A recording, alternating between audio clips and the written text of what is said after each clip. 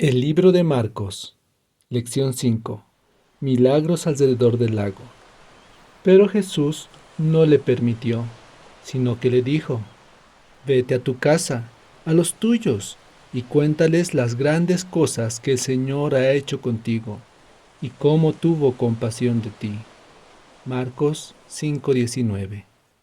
Estudiar todas las enseñanzas que hemos aprendido de estos dos capítulos durante 7 días sería muy difícil en un video tan corto. Por eso es que en esta ocasión te propongo que hagamos una revisión de las preguntas que hay en estos dos capítulos. La primera pregunta la hace el demonio: ¿Qué tienes conmigo, Jesús, Hijo del Dios Altísimo? Esto nos recuerda que los demonios también creen y tiemblan. Él sabía quién era Jesús, por eso se inclina ante él. Él sabía quién era Dios, por eso incluso se atreve a levantar su nombre en una petición.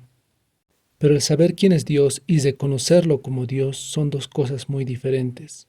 Porque si tú sabes que existe Dios, pero eso no cambia tu vida, no cambia tu forma de ser y no te lleva hacia Él, entonces no estás haciendo algo diferente a lo que hacen los demonios. La segunda pregunta la hizo Jesús: ¿Cómo te llamas? No está claro por qué hizo esta pregunta. Tal vez fue por motivos pedagógicos, o tal vez, considerando el verso anterior, que lo había echado fuera y todavía no salía, es que necesitaba saber cuál era su nombre para saber cómo tratarlo. Pero esto no tiene sentido. Dios es omnisciente y omnipotente. Conociendo el carácter de Jesús, me atrevería a decir que esta pregunta era una forma de demostrar que se preocupaba por su criatura, por el endemoniado y tal vez incluso por los demonios. La siguiente pregunta parece irrisoria: ¿Quién ha tocado mis vestidos? Y sus mismos discípulos se lo dicen. ¿Ves que la multitud te aprieta y dices: ¿Quién me ha tocado? Pero Jesús conocía que un poder había salido de él. Sabía por qué y sabía quién era, pero la persona que había recibido este milagro necesitaba aceptarla. Tal vez tú también has recibido un milagro, pero todavía no has aceptado a Jesús. No te preocupes, Él no busca regañarte, ni pretende lastimarte. Él quiere que lo aceptes, porque una cosa es creer y otra cosa es aceptar. La siguiente pregunta es muy triste, porque mientras todo eso acontecía, vino un hombre de la casa del principal de la sinagoga diciendo: Tu hija está muerta. ¿Para qué fatigas más al maestro? A veces también nosotros nos hacemos esta pregunta. Tu negocio ya ha fracasado, ya has perdido el trabajo, ya has derrochado tu vida, ya has acabado con tu dinero. Tu matrimonio ya ha fracasado, tu hijo ya se ha ido, tu hija ya se ha ido, ya estás muy viejo, ya no puedes tener pareja, ya no puedes aspirar a tener hijos, ya no puedes cumplir tus sueños.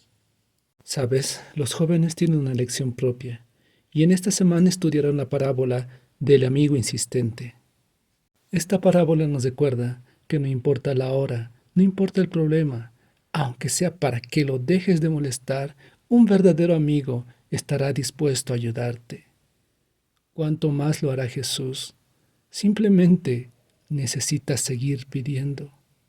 Recuerda, Él te oye y te dice: no temas, cree solamente. Cuando Jesús llega a la casa y ve a todos llorando, hace una pregunta: ¿por qué alborotáis y lloráis? Y en respuesta recibe una burla. ¿Tú qué harías si Jesús te preguntara eso hoy? ¿Por qué te desesperas y lloras? No es que a Jesús no le importen tus problemas, no es que a Jesús no le conmoviera el llanto y la desesperación de las personas en la casa. Las personas conocen de la muerte, pero Jesús conoce de la vida. Nosotros sabemos de problemas, pero Dios sabe de soluciones. En esta semana conocimos a un grupo de personas que tenía muchas preguntas y creía que tenía las respuestas. De sus errores aprendimos que no importan las preguntas, incluso si tienes las respuestas correctas, si por tus prejuicios, por tus preconceptos, por tu orgullo y por tu arrogancia no aceptas las buenas respuestas, De nada sirve todo lo que creas ser, todo lo que creas tener. En esta semana también vimos que una pregunta aparentemente inocente puede tener resultados funestos si se la haces a la persona equivocada. Ya para ir terminando, encontramos dos preguntas juntas. Ante la orden de Jesús, dadles vosotros de comer. Los discípulos responden, que vayamos y compremos por 200 denarios y les demos de comer. Esta pregunta obviamente denota falta de fe, pero Jesús nos impacienta y les da una pista. ¿Cuántos panes tenéis? Id y vedlo. Esto era más que solo una sugerencia, era un empujoncito para que dieran el primer paso, porque a veces, para que la fe comience, necesitamos dar el primer paso, el paso de fe. Y ahora sí, la pregunta que por desgracia la mayor parte de nosotros nos hemos hecho. Maestro, ¿no tienes cuidado que perecemos? Esta pregunta no solo delata falta de fe, sino es ilógica. Claro que tiene cuidado. Él también está en el barco. En última instancia, el destino de ellos también sería el de él. ¿Por qué preguntan? ¿El miedo? ¿El temor? ¿La desesperación? Sí, todos esos son factores. Pero Jesús les responde con dos preguntas. ¿Por qué tienen miedo? ¿No tienen fe? Y como vimos en el estudio de este día, no es que Dios nos esté criticando, no es que Dios no se preocupe por nosotros. Él quiere que nosotros pensemos y respondamos estas preguntas para que podamos dar un paso más de fe. Pero hay una pregunta que nosotros no debiéramos hacernos. ¿Quién es este que aún el viento y el mar le obedecen? Nosotros deberíamos decir, este es nuestro Dios, le hemos esperado, Él nos salvará.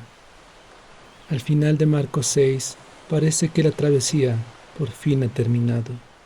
Los discípulos descienden del barco. Al terminar su viaje misionero, Jesús les ofreció descanso. Cuando todas las demás voces son acalladas y en la quietud esperamos ante Él, el silencio del alma hace más distinta la voz de Dios. Nos invita, estad quietos y conoced que yo soy Dios.